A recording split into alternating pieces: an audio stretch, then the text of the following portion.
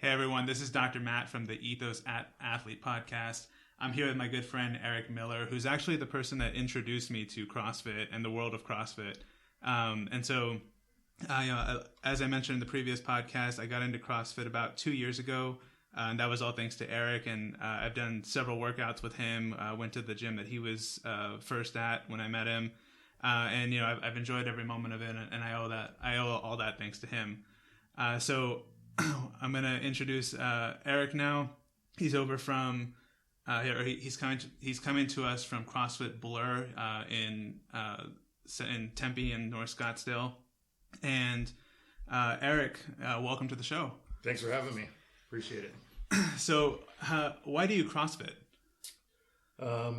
So that question has kind of evolved over a few years. I originally kind of started CrossFit because of a near-death experience, believe it or not.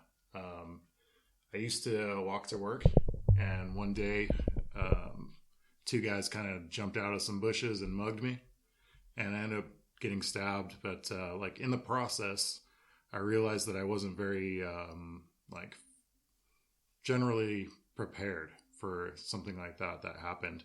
So that is kind of like the first thing that steered me towards general physical preparedness type of lifestyle and type of training. And what keeps you doing it today? So today, I have fallen in love with the sport, the community, everything about being in a CrossFit affiliate, the people that are there and the encouragement that I get. It just all resonates with me. I love being a part of it. I love contributing to that as well. No, that's awesome. And I think that's the first story I've heard with someone having a near-death experience or life-threatening experience wanting to pick up CrossFit, and for that being the reason. Obviously, outside of some of the first responders that we work with as well. The reason I wanted to have Erik on the show today is because today's episode is called "Recovering Like a Master," and Erik is a master's athlete in CrossFit, and he is one of the people that I know that does and experiments with a bunch of different things he can do to recover, not only from each workout, but from injuries itself. And I wanted to bring him on to talk about some of his experience with that.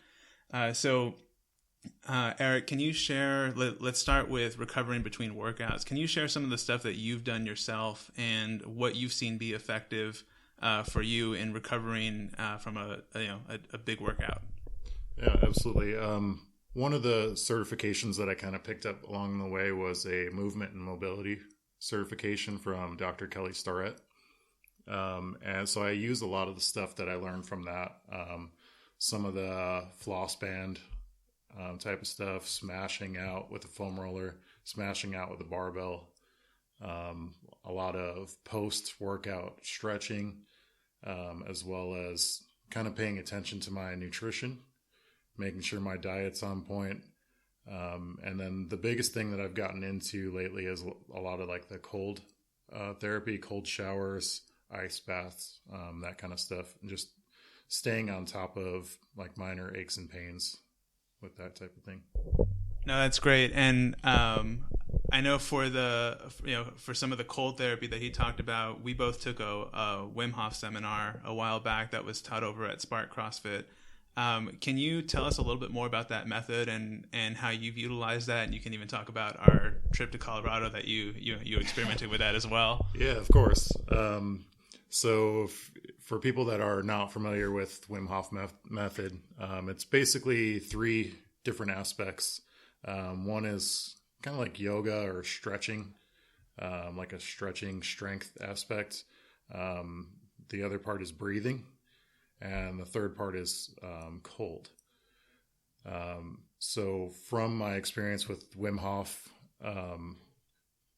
just kind of following his stuff on YouTube or online. He has an app and that kind of thing. And then a couple different sessions that we've done with Wim Hof certified instructors. The biggest part that I took out of that is using the cold to kind of help with recovery. Even on the smallest level of that is just using daily cold showers to kind of help with blood flow and speeding up recovery and that kind of stuff. But if it's something that you're interested in, definitely check out Wim Hof website for more information on that. Awesome. Thanks for sharing that. One of the things that we did during that seminar is we didn't get to apply the cold aspect of the method during the seminar, but we did apply the breathing aspect. And there was a point in the seminar where we were actually breathing and doing the exercise doing the breathing exercises as we were being taught. And immediately after a long period of heavy breathing, they actually had us do a bunch of push-ups. Do you remember what your experience was from that? Yeah. So I think my max number of push-ups before the breathing exercise was something like 20 to 22, something like that. And then my max effort push-up after the breathing exercise was in the upper 30s, 35 or 36, while holding my breath after the breathing exercise. So it's interesting stuff. Yeah, I remember that being really cool, and the push-ups seemed to be very effortless as well. At least from what I recall doing that particular experiment. What has been some of the best recovery advice that you've received? So obviously Wim Hof Method and some of the other things you talked about. Recovery advice gets thrown around back and forth in the CrossFit world and in the athletic world in general. What are some things that you think, work very well, either in your own experience or just talking to others?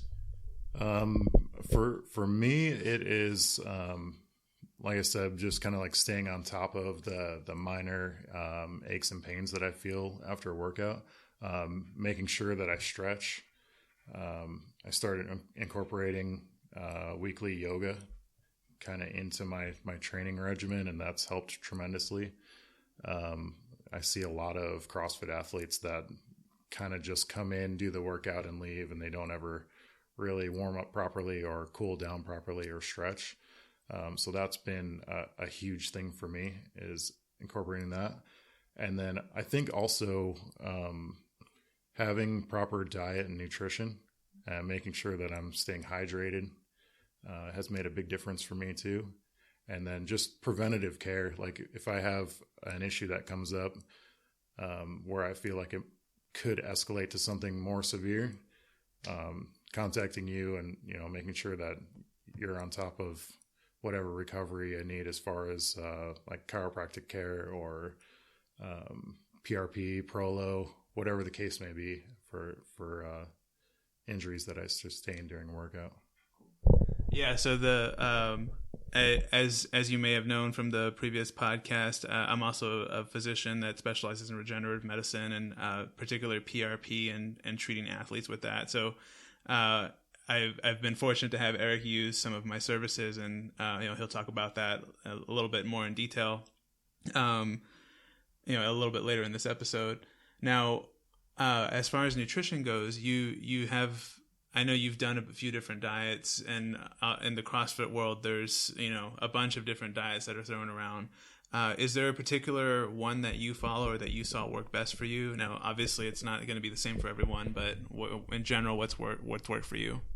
For me, I'm a little too lazy to do like the weigh and measure type of stuff, and plus I'm probably not going to ever be really on that level of athleticism where it's going to make a huge difference for me. But what I do is I try and pay attention to the types of food that I'm eating. And I guess if you had to identify it, it would be pretty close to a paleo diet. I do have some like grains in there sporadically, but for the most part, I try to stick with meats and vegetables. It's pretty basic stuff. Yeah, so the basic, very basic CrossFit diet, which I think works well for a lot of people. You don't necessarily have to go into paleo, keto, different things like that. As long as you're eating healthy, then you're pretty solid.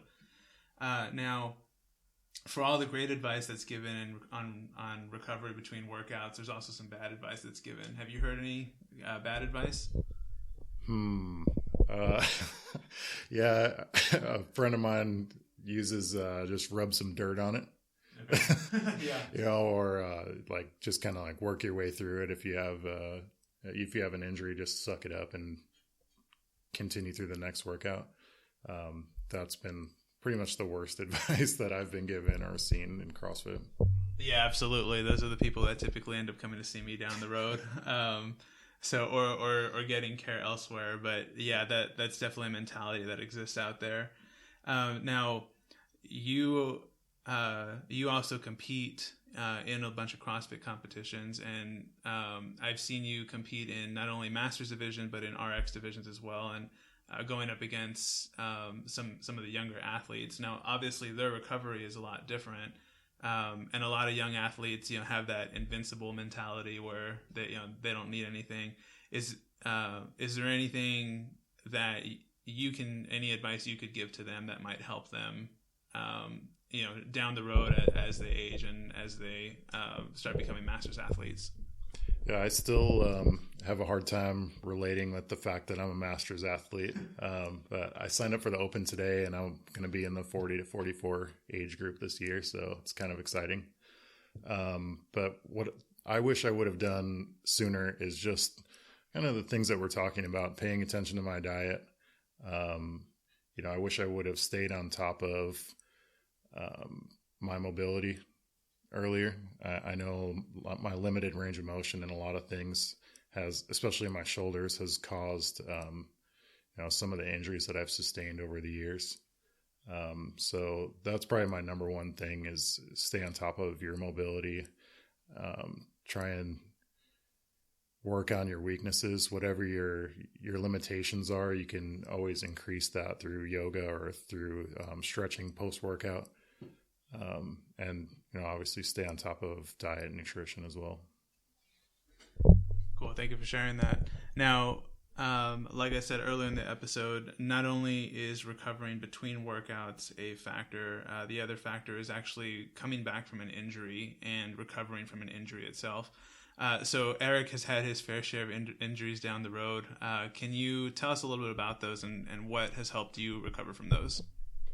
Yeah, I think my biggest ones are rotator cuff tears and strains. I've had issues in both of my shoulders. And I think that's probably the most common thing that we see in CrossFit. There's a lot of shoulder movement with snatch and with some of the kipping pull-ups and muscle-ups and stuff on the rings. And when you go into CrossFit with a limited range of motion like I have, and I've improved over the years, but kind of like where I started out with was terrible shoulder mobility. You're a lot more susceptible to those kinds of injuries. And if you think about it, your day-to-day movement, most people don't do anything overhead, right? Like we don't really even lift our shoulders up over our head or our arms up over our heads anymore. And so if CrossFit is the only thing that you're doing that in and you're not stretching it, I think you're likely to have those kind of rotator cuff injuries down the road.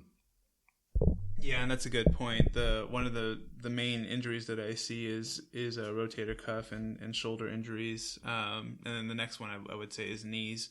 But yeah, a lot of the movements that are done in CrossFit can definitely irritate a shoulder injury if you do have it. So it's a good idea to get that checked out for sure.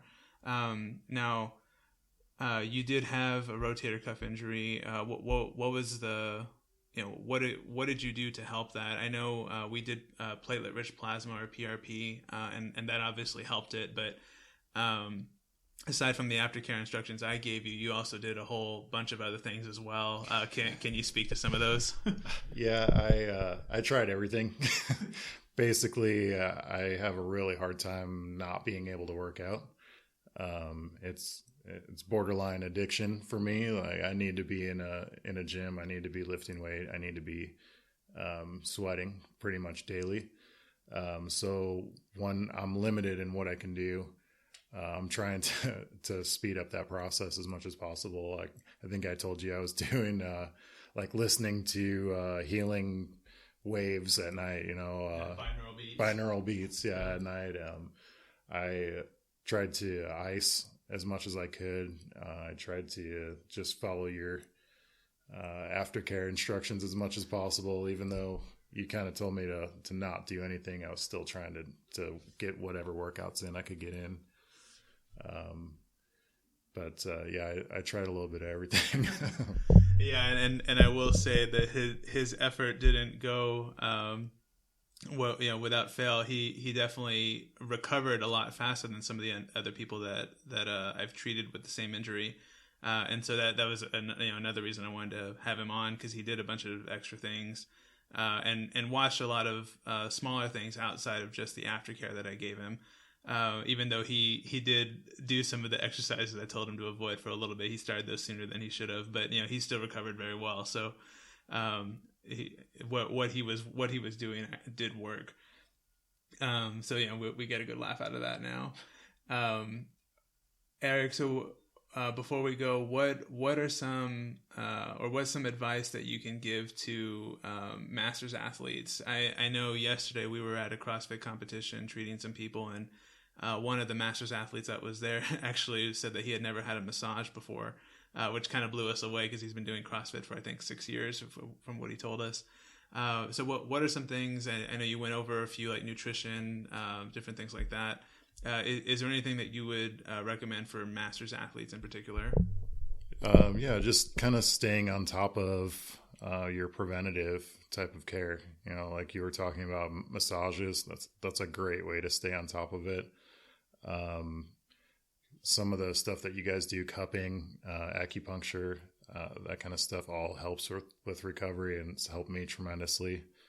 And for me, the biggest thing is just staying on top of mobility and always working to improve my range of motion, especially for my shoulders that have had injuries over the years, trying to maintain that and work on it.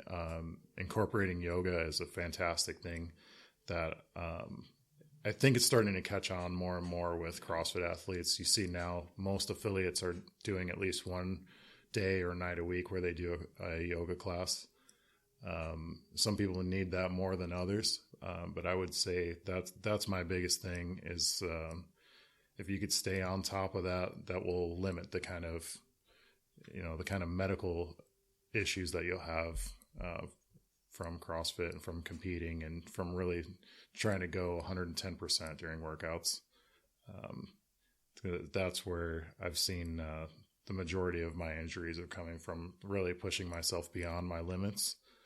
But that's something that I'm not willing to to not do. I'm always going to do that day to day, and especially in competition. So yeah, and that's a great point. Obviously, one reason that a lot of people do CrossFit is to push themselves, and so as long as they're taking care of their body, then please by all means can do so, and set your own goals and set your own limits. So just to recap, we're here with Erik, who is a good friend of mine, and I've known him as he was a masters athlete, but he's been doing CrossFit for several years now. And some of his suggestions for preventing injury and more importantly, recovering from workouts are obviously some of the main things like nutrition and making sure you're following a good nutrition, but also some things that people may overlook or may underappreciate: doing yoga, making sure that you stay up on your mobility, doing Wim Hof Method, which is a technique that he uses. You can look more on that online, and I'll put some links in the show notes for that to help recovery as well. Getting a massage is a great idea. I recommend that to a lot of people. Doing a massage at least once a month, that'll help prevent any injuries from occurring. Those are some of the main things that he mentioned. Erik, I want to thank you once again for being on the show and sharing those tips with us. Yeah, absolutely. Thanks for having me. And we will see you next time on Ethos Athletes Podcast. Thanks for listening.